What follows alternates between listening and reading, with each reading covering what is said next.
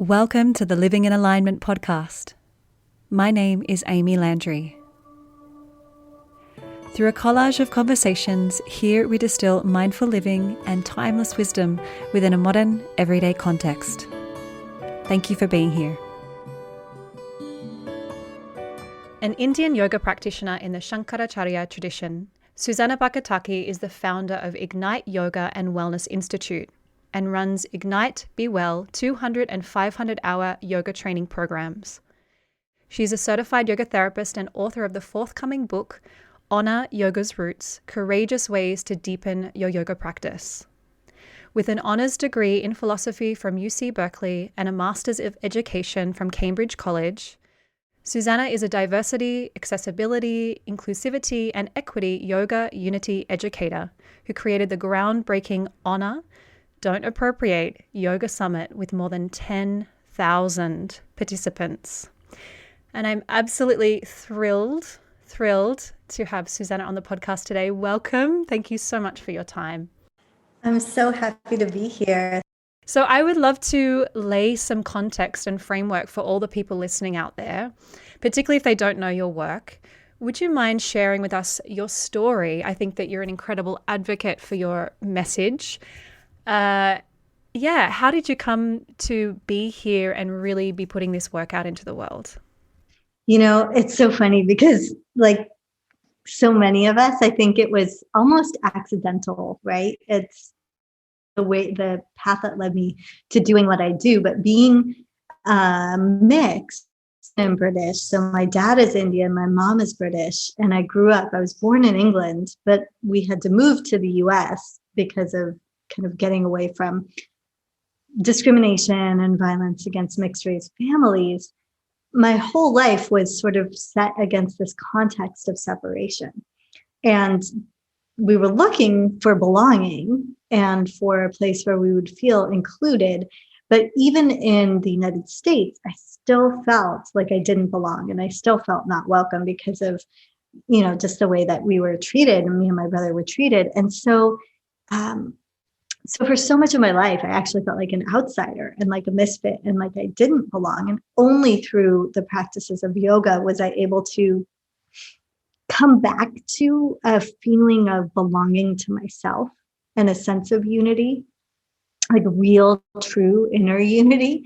And when I experienced that, I knew I also had to share it with other people and also give and express and share a taste of what yoga can be, not just kind of the superficial understanding of what yoga is, but like the depth of the practice that is all about ethics and values and, true liberation, even from those things that make us feel separated from ourselves or from one another.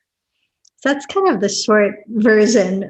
There were a lot of struggles and pitfalls and toils and, like different things, particular to like learning to become a teacher first of English and history and then later of yoga along the way. But really for me, my journey has been about separation and then moving from separation to unity.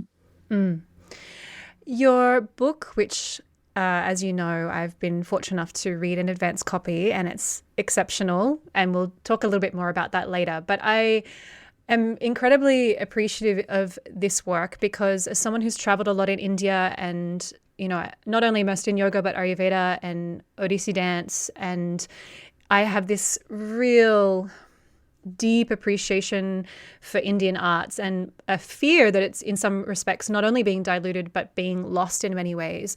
Yeah. In your book there's a couple of questions that you propose to the reader, and I love this because there's so many prompts in your book that it's not just the information we're reading, but then we're prompted to really consider it in terms of our own circumstances. But you do question the reader and say, well, what is authentic, liberating yoga? How do we understand what authentic yoga is when so much of it has come to us through a colonial lens? And I think that's a really, really great consideration. So one key element of your work is that distinction between cultural appropriation versus cultural appreciation. So would you mind, for the listener, just unpacking those terms so that we can have a real tangible understanding and relate it to, our own particular circumstances? Absolutely. Yes. And I love that you brought it from the perspective of colonization, right, to cultural appropriation, because really cultural appropriation, often people are like, oh, it's just about fashion or hairstyles or clothing, but it's a doorway to deeper and bigger issues like racism, like exploitation, like colonization. And it's kind of the canary in the coal mine that lets us know, oh, there's something out of step or something that needs to be explored more here when people are concerned about cultural appropriation. So by definition, cultural appropriation is when someone from a dominant culture takes the values, the practices, the clothing, any kind of aspect of a less dominant, right, or target culture, and uses those assets without regard for the culture they're taking it from. And it always involves two criteria. And I think I write about this in the book. I write about it pretty much everywhere because I think it's so important that because then we can all identify, right? You don't have to rely on an outside expert, quote unquote expert, for people who can't see because we're having a conversation. But really, it's more about being that inner expert of, well, how do I relate to cultures other than my own in a way that's respectful and that doesn't cause harm? Well, we can look for two criteria for meeting what has to be there to be appropriating. And one is a power differential, so a difference in power. And then two is harm. And I'll break those both down a little bit so people can actually apply them to their own lives. So in terms of the power differential, if someone is from a dominant culture, like in the United States where I live, the dominant culture, when you look around, who are the people in power? What do they look like? What, background are they from? In general, our power structure still here is white and male, cisgendered, right? Upper middle class, educated. And then if you look around the yoga world in the West, many of those things would be true, but you could substitute white female for, cisgender, thin, but these are all kind of normative cultures. So the culture that is privileged doesn't mean that there's anything wrong with folks who are from that background. It's just that's what's the norm. And so anyone who falls outside of that is not the norm or isn't in a position of power. And so in the case of cultural appropriation, we would take like normative Western white culture and then say with yoga, well, where does yoga come from? From South Asia, from India. And so Indian culture, like say, for example, the deities like Lakshmi or Ganesh, Lakshmi, the goddess of abundance and generosity, and Ganesh, the deity of removing and also placing needed obstacles, right? So clarity and moving in the right direction. If a jeweler were to take those deities, a jeweler from the dominant culture were to go and see, oh, they're so beautiful, they have such rich meaning, I'm going to take that cultural element and I'm going to design jewelry based on that and then sell it, you've got a power differential, right? That's a clear power difference. Two, well, is there harm? Is there harm to the source culture? And harm is complicated. Generally, there's kind of harm of two kinds, I would say. One is disrespect, which I'll talk about in a moment, and where someone from the source culture, it feels like, oh, that's painful. Like when we see a Ganesh or a Lakshmi on a toilet seat or, on underwear. And it's like, wait, do you not understand that this is like family to some of us? These are like, you wouldn't put a picture of like your parent on the toilet seat. Like that's so disrespectful. That's just not okay, and so that's harmful. But it's not necessarily materially harmful, meaning it doesn't like cause suffering materially.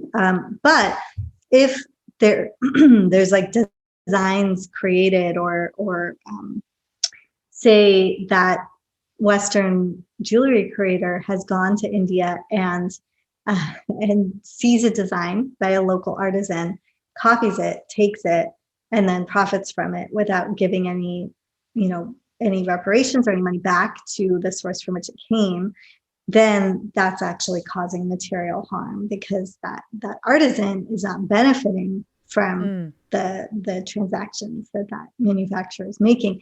And in a way, that's happening on a global scale, right? Even if it's not an individual person that he or she is taken from, really you would say that Indian culture as a whole is being taken from without any regard for giving back to that source culture.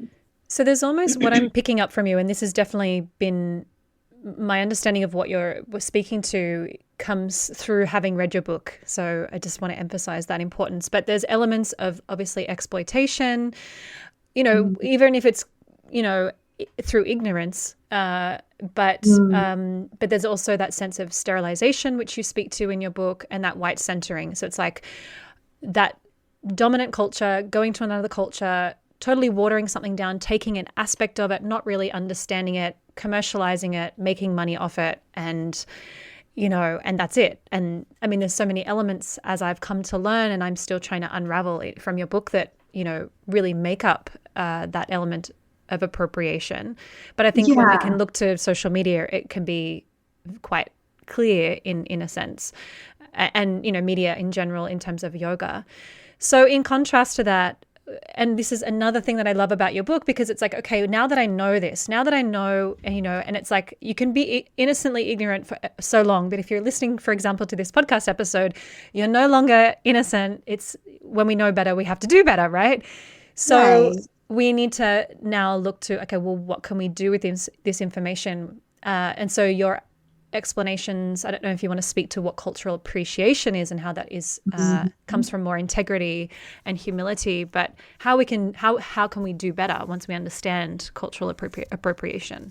Well, I love what you say, like, once you're aware, you can do better. But the beauty too is it's like, actually, cultural appropriation doesn't help anyone because it is, in a way, it's being lazy, right? It's not being as creative or as critical or turning back into our own roots or our own, it's just like saying, oh, I'm going to take that thing from over there and not be in relationship, right, with the people from which it came. So, and often, I just want to give one more example of cultural appropriation, because I think it makes it so starkly clear, is Sikh culture. In Sikh culture, SIKH, for people who don't know, you might have heard it as Sikh, but it's Sikh.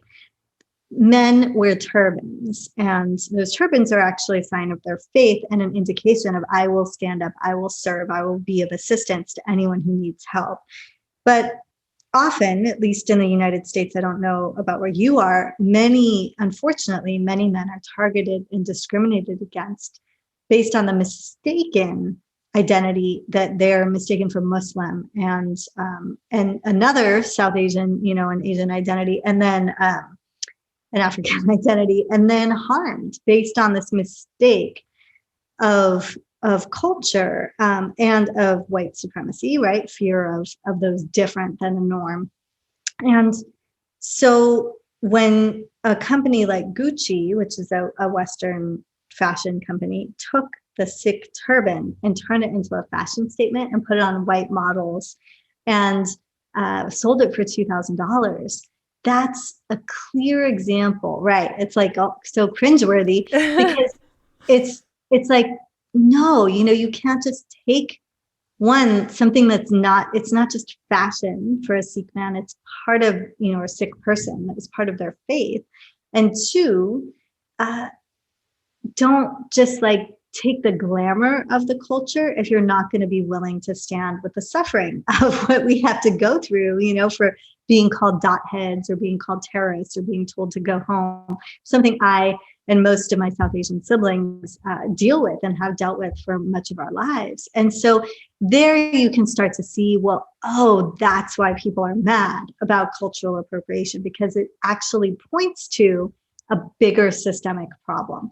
And that problem is the erasure or even the attack of the people that you're essentially sampling or taking culture from. So I just wanted to share that because I think sometimes something like jewelry or food, people are like, oh, isn't it just globalization? What, can I not eat, lasagna anymore because it's from Italy and am I appropriating? And the answer is, well, no, right? Because one, power imbalance, not so much, but two, harm, no, right? If I go to a Thai restaurant, I'm not Thai and I pay for a wonderful Thai meal. There's no harm, so that's clearly not appropriation. So globalization is different than exploitation. Exploitation is certainly part of globalization, but it doesn't have to be so. We don't always have to be exploiting as we're globalizing. And so I would love to share actually, how the antidote to cultural appropriation, which is power and harm, is actually in the practice of yoga. And that is power balancing. So working with Shakti, working with power, our own and others to balance. And then two, ahimsa, the first yogic yama, the first ethical precept of yoga. So, but very specifically, so power imbalance or power balancing means to look at in every situation, where am I in relationship to the people or groups that I'm interacting with, right? Where do I fall in terms of like kind of a wheel of power and positionality? And this is a little more complex than we can probably fully unpack in a podcast. It's something that I definitely encourage people to continue learning about and to explore around social location, because it's lifelong work. So in any conversation that I'm in, I'm thinking about, well, I may have educational privilege. But they're male and I'm female, right? So there's a difference of power there. But I have this and they have that, and so how can I either just be mindful of power or privilege or disprivilege in this interaction?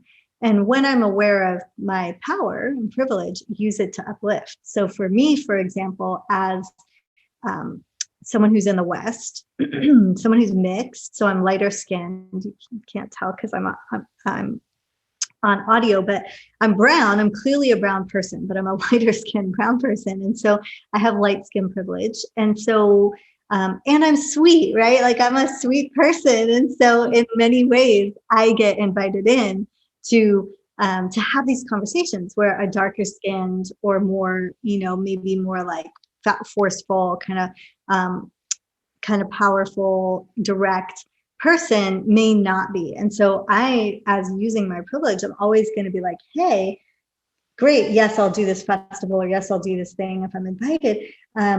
But invite these 5 people too, right? Like invite some Black folks, invite some other South Asian folks, invite some folks from different caste backgrounds. Like this is not about just bringing in one person and tokenizing them and being done and checking off your boxes, right? So power is complex because sometimes people are like, well, I feel like I shouldn't see all those things. Why are you asking me to see the things that make us different? But actually, those things are at play all the time. And by acknowledging them and trying to adjust for them in a thoughtful way, then we actually go towards balancing power where we can. So balancing power and then trying to do as little harm as possible, right? So adjusting for, again, that privilege, so we're not exploiting. So in the case of that jewelry maker, let's take them for example, they could, one, co-brand, right, or co-design with the Indian designer. That would be reducing harm. Two, if they don't do that, but they choose to do their own production, they could give money back to folks in India. Three, maybe they could get Indian models or people to represent their work, right? So there's just always ways to try to lessen the harm that is being done. Yes. So just like cultural appropriation is power and harm, appreciation is power balancing and harm reduction. So in some ways, just to, I guess, clarify that I'm on the right track. I mean, I understand what you're saying. So, but essentially, we're utilizing our privilege and our power to essentially do the right thing with it, to create integrity and respect. So we acknowledge that we have the privilege and we have the power. So what are we doing with that?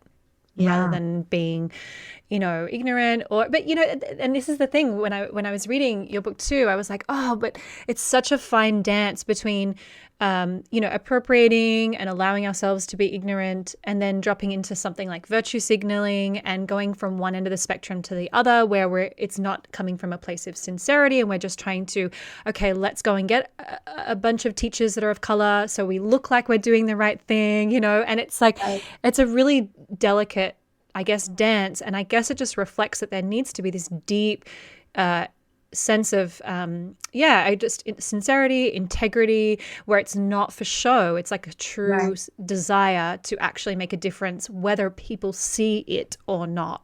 Would that be correct? Mm-hmm. Oh, yeah. I mean, it's a lifelong practice, just like yoga is, right? It's not something that we're done with or we finish. And it's also something where once we engage in this kind of work, it's like, first of all, sometimes we can really be overcome with actually how frustrated we are that the we learned, or even the yoga we've taught, is so watered down. And so spending a little bit of time grieving that, and just like, it's okay to just be like, what? How did I miss out on all of what yoga has to offer? Why? Yes. Why was it not taught to me fully?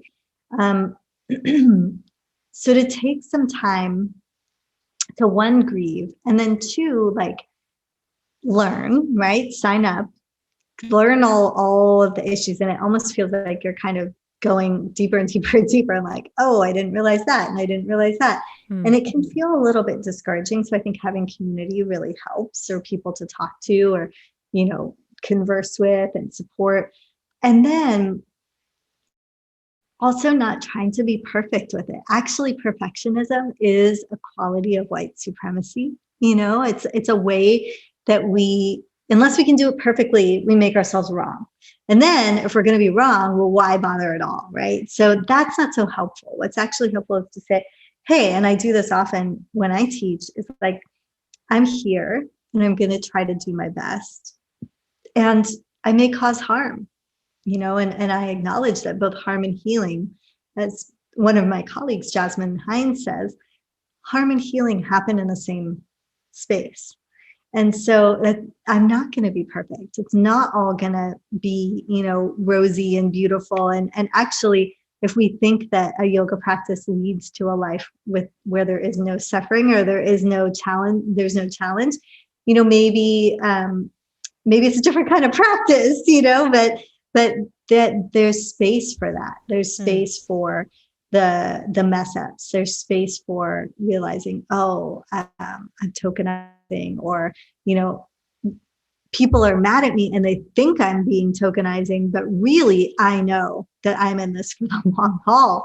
And so I'm going to be more like the ocean, and the wave is going to come and go, and like the brown watching, or the black, profile pictures, or whatever, like that is going to come and go. And yes, I will relate to that in the way that is in the most integrity, but I am in this for the long haul, and I'm actually about equity. And I may get understood and I may get misunderstood sometimes, but I'm still going to be committed to these values. And just the way we come back to our practice, and like, what is the heart of my practice? What are my values, and how can I come back and move from there? Yeah. And, one of the things that I was drawn to initially in finding your work was, and it's quite simple, but yet so important, because it's kind of everywhere, and that is the use of the word namaste.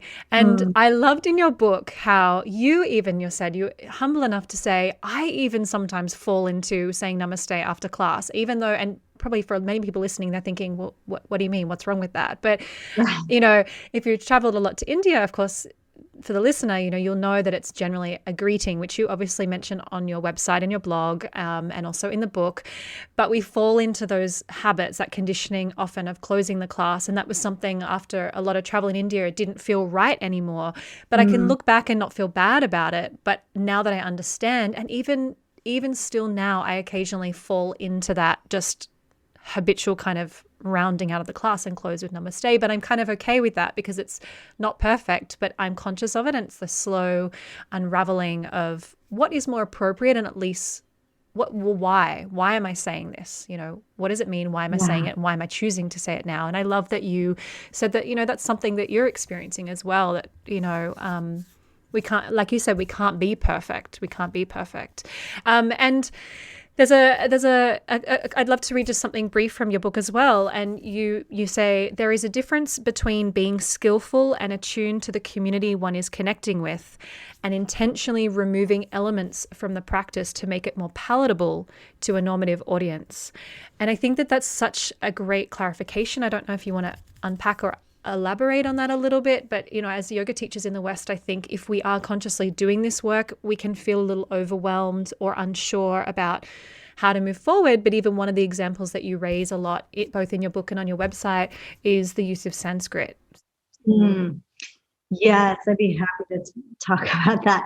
As someone who's interested in preservation of culture, right, and a practice, like fundamentally, I'm here as an educator and a yoga culture advocate. I mean, here in this world as those things. Mm-hmm. And when we think about what do communities do when they want to preserve culture?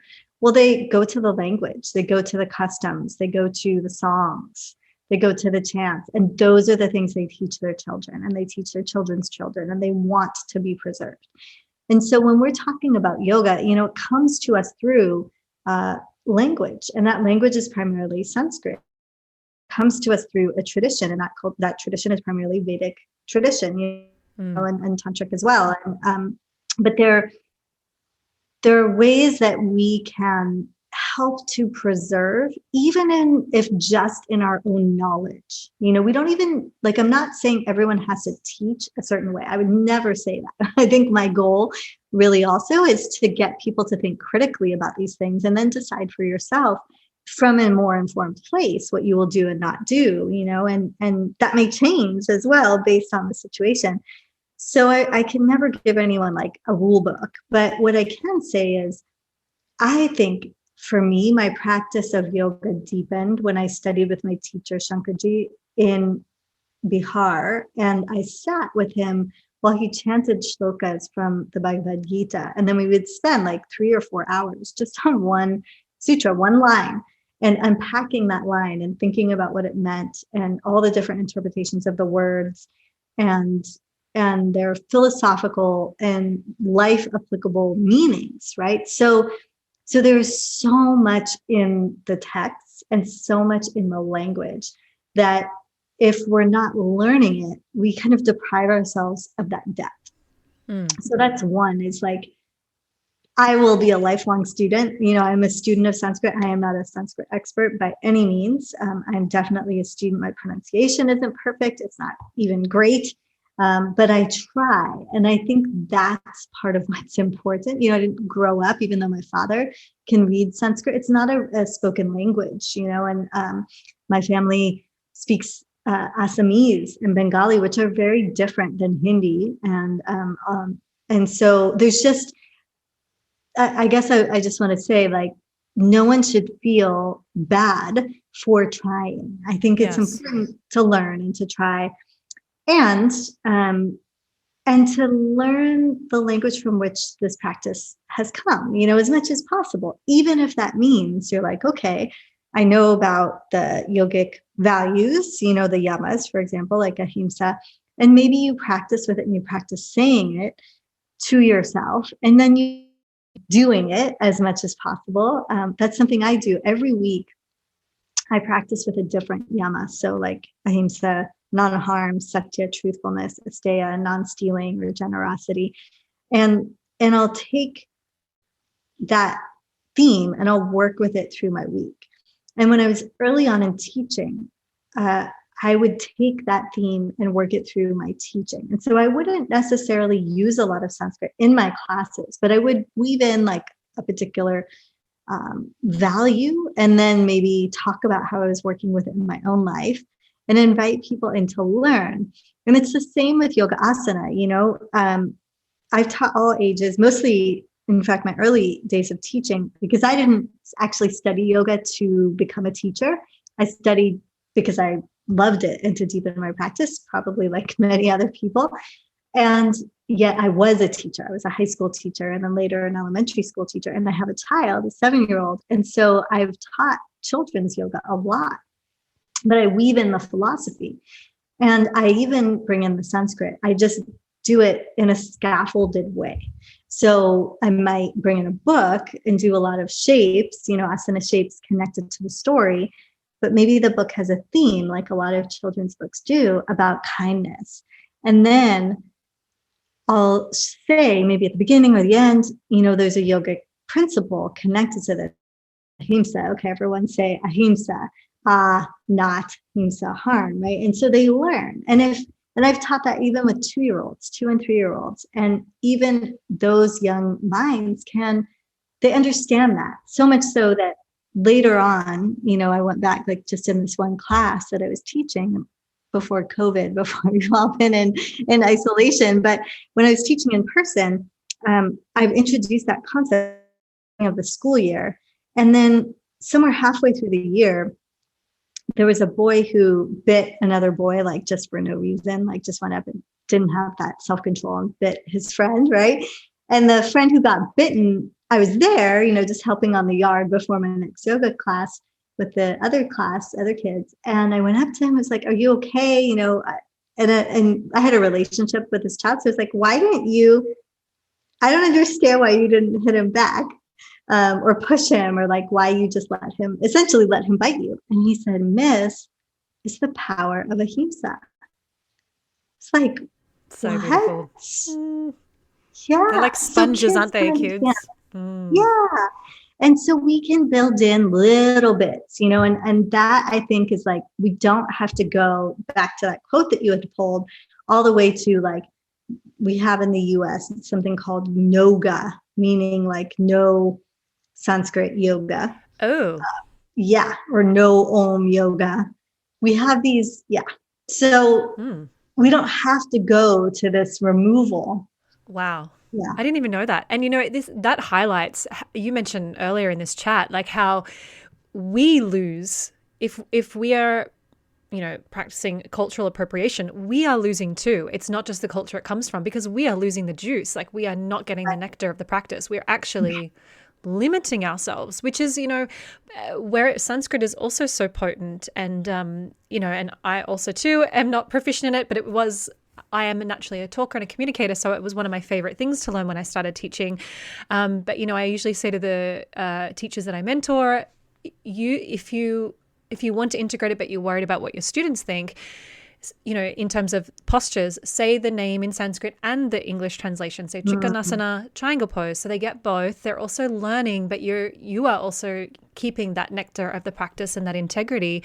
But you mentioned in the book as well, like the intention and the impact. What is your intention? It doesn't have to be perfect Sanskrit. You don't need to be a Sanskrit scholar, but have that pure intention to retain something that is easily accessible to you. It's easy to assimilate mentally. Okay, this is just language. And there is so much when we understand really Sanskrit itself. I mean, you mention in your book that each sound has embedded within it the essence of the meaning of yoga itself. It's such a precise, specific language.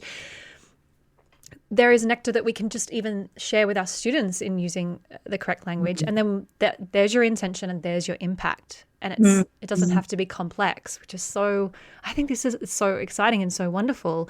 And of course, if you're not comfortable with chanting and things like that, that might be just a personal thing. That might be, a confidence thing. But there are so many ways that we can, I guess, retain the beauty of the practice. And I think Indian culture and art, I mean, I put yoga in the category of being an art, as well, like the arts of India. So in light of all of this, I mean, there's so many elements and aspects that you speak to in your work. I think I would love to, if you don't mind, touch slightly on and you mentioned it already, like glamorization and, you know, a bit of virtue signaling, just because I think that that's so prominent in the West and we really are not realizing it. We're not seeing it. And I think if we can understand what those concepts are and we can start to see them, we can start to be a little bit more mindful with how we respond even to other businesses and what we put out in the world in terms of how we might teach or how we put things on social media. Would you mind if we can just dig briefly into that? Yes. So sterilization is like kind of what we were talking about, like pulling out all the elements of a culture, but just taking the bare bones of the practice. And then really it is the essence of cultural appropriation. So for example, taking some of the pranayam, equal breathing, inhaling 4, retention, exhaling 4, retention, like that, and calling it box breathing, or calling it in the military, in the United States, they call it tactical breathing. And recently in the scientific community, they called it cardiac coherence breathing. Ah, yes. Okay. You mentioned that in the book. Yeah, and you may have seen this, but the problem is it shouldn't take so much to just say, oh, well, this comes from, the Upanishads, or this comes from early Vedic practices.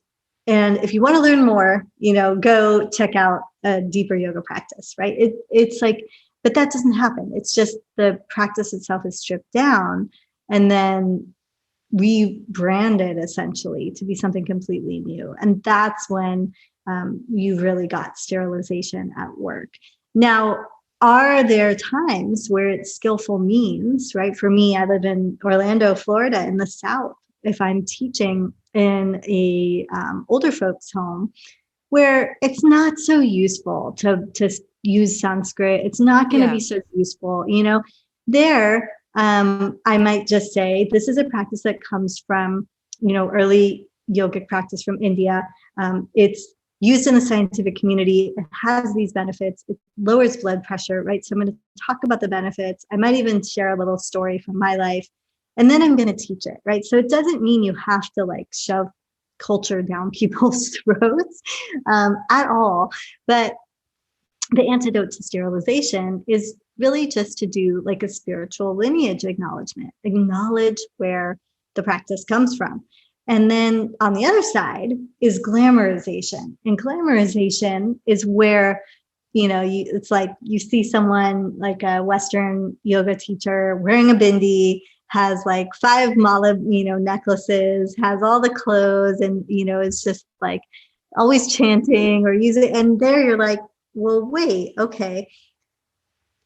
You're just almost putting on an act of the culture, but without consideration of, the impact that this has, right? So on the other side of sterilization is glamorization. Now, this is tough because it's like, well, how can I authentically connect with a culture that isn't mine in a way that's respectful? And I think it's by knowing and getting to know a culture from the inside out, by coming back to one's own intentions and values, like the values that you just naturally have in your life.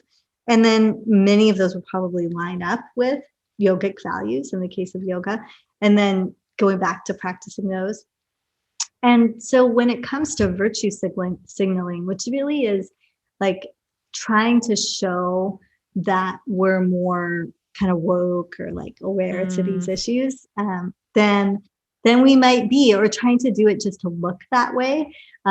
So an example would be, if a yoga studio wants to look like they're being more inclusive, putting a bunch of brown people on their marketing materials, but then none of the teachers that they have are brown, right? So that's harmful because there may be brown people in the community that see that and are like, oh, I belong there, I'm welcome there. And then they show up and, oh, they're the only brown person. And maybe someone even like says a microaggression and, that makes them feel not welcome or makes them feel awkward.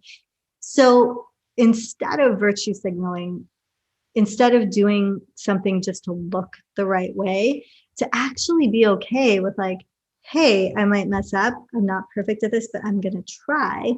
And really, in a case like that yoga studio, it would be to build relationships. So what Indigenous yoga teachers might be in the community, what South Asian yoga teachers, what Black yoga teachers, what brown yoga teachers. Can you develop a relationship with them? Maybe even not just inviting them to teach in the studio, but going to their community and kind of uplifting and supporting them. And then if you, for studios, I'm just thinking, and groups, not just inviting in one person of color, like a handful, right? So then again, it's not just signaling, oh, we have our one Black teacher, our one Indigenous teacher, our one Indian teacher, but it's like a group of folks that then there's real ability for culture change. And then when someone shows up to that studio space, they're like, oh, wow, this is so rich, so diverse. There's so many different people here. And probably they will feel welcome in some way, right? Like we can't each serve everyone. Like I'm not the teacher for everyone, even though I think I'm a wonderful teacher. I'm not going to speak to every person, right? And so, like, say the teacher trainings that I run, which now are all online, I've got a faculty of like 6 or 7 other South Asian teachers, and then like 6 or 7 other Black, Latinx teachers, right? So it's intentional. And like a handful of white teachers, right? Like intentional building a relationship so that students can see themselves, if not in me, in someone else that's there, and feel seen and feel like their particular concerns or issues are going to be held and understood. And then we as a team do our best to actually hold those issues, not just like have that person there, say a trans teacher thing as a token, but have that person there and then really listen to when they say, hey, there's a lot of misgendering going on in your yoga training. Like, can you all as faculty address this? We really listen and then make those changes. I think that goes a long way. It's really like community building and relationships. Yeah. And, I think obviously there's a context for wherever you might live and who's in your community, because you don't want to be then tokenizing and just finding someone of color just to put there, right? But I love there's a couple of really great suggestions in your book, and one of them that stood out for me was like, who created the music that you're playing, maybe whether it's during class or before or after class? Is that a person of color? Who wrote the yoga books that you're reading? Are they a person of color? And I think that they're just really nice considerations and really gentle ways to start to take on board this, this understanding and, slowly make an impact, really. So what I would love to do, though, is I know that we've spoken a lot about your work, and I could literally keep just highlighting things and elements of your book because it's so rich, it's so important. But I would love to speak to you a little bit about you before we wrap up. So, and I guess this might be bounce around between you and your work and the community, but let's touch on tradition. How do you personally honor tradition, and how can we honor tradition? For me, a lot of how I honor tradition by taking the time to slow down in my practice, like taking the time to connect. My particular tradition is of the lineage of goddess worship. And so my family lives not far from the Kamakya temple in Assam, which is like one of the original Shakti goddess temples.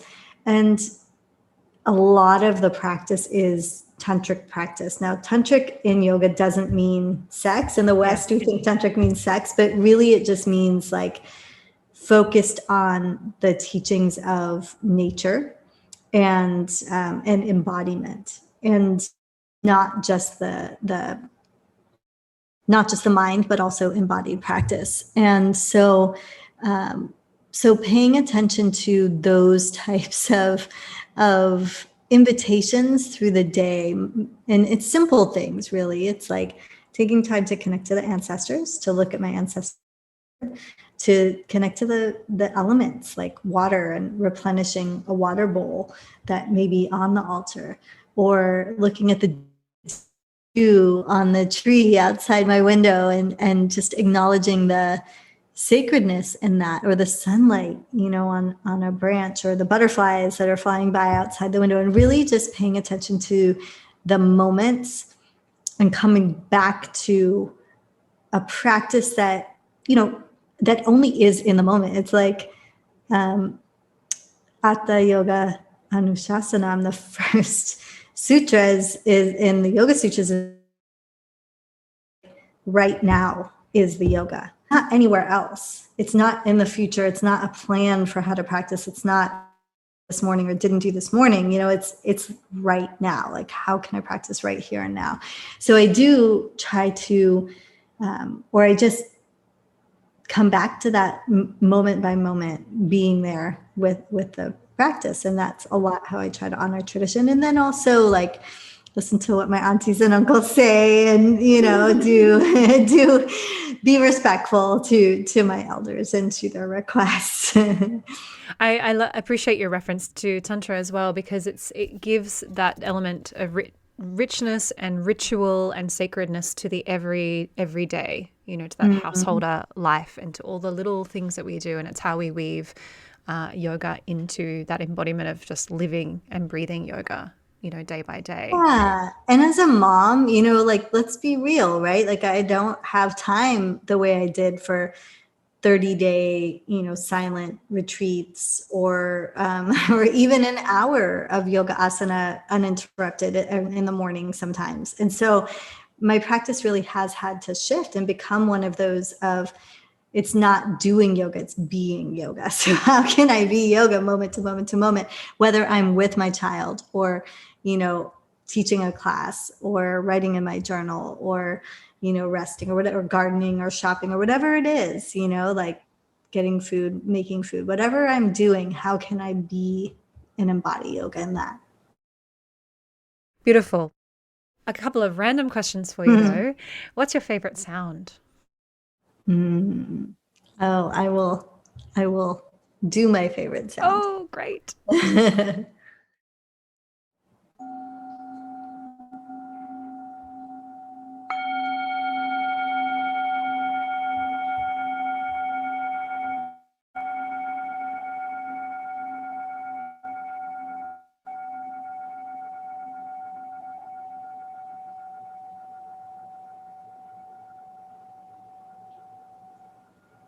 Such a multi-layered resonance, isn't it? Yeah. This bell is from Nepal. And when I was in the Himalayas, I got to spend some time with some monastics and some sannyasis who they craft bells, so this is like a handmade bell. And it's such a powerful practice, I think, of inviting the bell and coming back. As one of my teachers, who's not a yoga teacher, is a meditation, mindfulness teacher, Thich Nhat Hanh, talks about listening to the sound of the bell and coming back to your true home. And so for me, that bell just always brings me back to my true home. And any be a bell of mindfulness, a baby crying, a car horn, and only though from a lot of practice did I understand that. For a long time, other noise, like those types of noises. A lot of people have brought up bells in previous interviews on the podcast. It seems to be a running theme, and it is. And bells always remind me of being in India, just the early morning bells of the temples. And it's just, it's like the sound is so deeply embedded on a cellular level. It just impacts me. It's like certain aromas, the smell of certain things, and then that resonance of the bell. It's just magnificent. Yeah. Or the sacred sound of the universe. Yeah. And now, what is your favorite place? It could be geographical or not, however you want to interpret that. I love that question.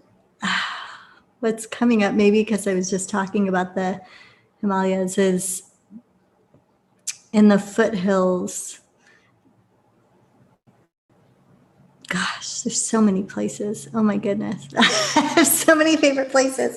But in India, I would say being in India in general is one of my favorite places. And any place where there's deep practice, like deep spiritual practice going on. So that could be at an altar, at a puja, at home here, or there. But I'm just thinking of a particular village that I was in on this like totally random, very non-populated dirt path. Really, it wasn't even a road you could drive on. And there was a beautiful, immaculate altar that I walked by that had flowers and had a white marble statue, and just seeing that devotion that someone care that someone had taken to build this altar in the middle of nowhere, and obviously tended to, maybe went back and cared for every week. That for me, that kind of care and culture of care is pretty profound. There's so much magic in India too, just around any corner, the beauty. Anyway, it's just we lack it so much in the West. And I have said this before on other podcast episodes, but, and actually it crossed my mind earlier as you were speaking, of course, it's not a prerequisite to travel to India to be an effective and wonderful yoga teacher by any means. Even reading your book can really open the mind to bringing more integrity and honor to the tradition. But definitely, going to India for me has made a profound impact on how I translate and share. And going from, I remember when Instagram was brand new and I was teaching yoga and it was like this big thing, and getting on there and it was so commercialized. And then traveling to India, it was just like, this doesn't sit well with me anymore. This just doesn't sit well. So, all right, let's wrap up with a couple more questions. What is your absolute favorite go-to meal or food? Well, I live in the U.S. and what's easy for me is burritos. Burritos or tacos. That's what I've kind of grown up with here. So just cooking up some black beans, or if I was going to do like a family alternative, it would be lentils and chapatis. Yum. Great. And what are you curious about in life right now? I'm really interested in the other aspects of the chakras, like the chakra system. And I've learned some different systems. I've overlaid it with Western psychology and learned that, kind of the seven chakra system. But I know there's much more to it. And I've studied it a little bit, but I'd like to go deeper. So that's where my focus is right now, as well as some of the other yoga goddesses and gods and kind of deities, and continuing to from new and less common sources. So nice. Okay, and so if people want to dig deeper into this, can you share with the listener what you've got coming up? Maybe talk about your book or anything you've got happening. I know a lot of stuff has moved online for you. Yeah. What have you got coming up in the pipeline? Yeah. So probably the easiest way to connect, if people want to go deeper, is I have a free masterclass called the Namaste Masterclass that asks some questions and does some teaching around Namaste, and folks can learn there. And I have a blog about it. And then I do have a 200-hour yoga teacher training and a 300-hour yoga teacher training, all online in 2021. It's worked really well. I wasn't sure if yoga training would translate to online, but when you're teaching the full expanse of what you is, it works wonderfully. So I'm excited about those. And then the book, right now, folks can get a free chapter. There's a chapter, when I thought about this work, I wanted, to give away in that free chapter the heart of what I felt would be most valuable. And there's a chapter on trauma-informed yoga and trauma and yoga in general, and the roots of the practice and how they can help us like recalibrate our nervous systems. And so the chapter really goes into Om, the sacred sound, and how it's been there as a tool for reharmonizing and rebalancing. So folks can get that, and if they would like, read it, practice with the practices shared in that chapter. It's at embraceyogasrootsbook.com or on my website, Susanna Barkataki, on the book tab. So either way, and then you can get a free chapter there. And of course, you have your book launching next month.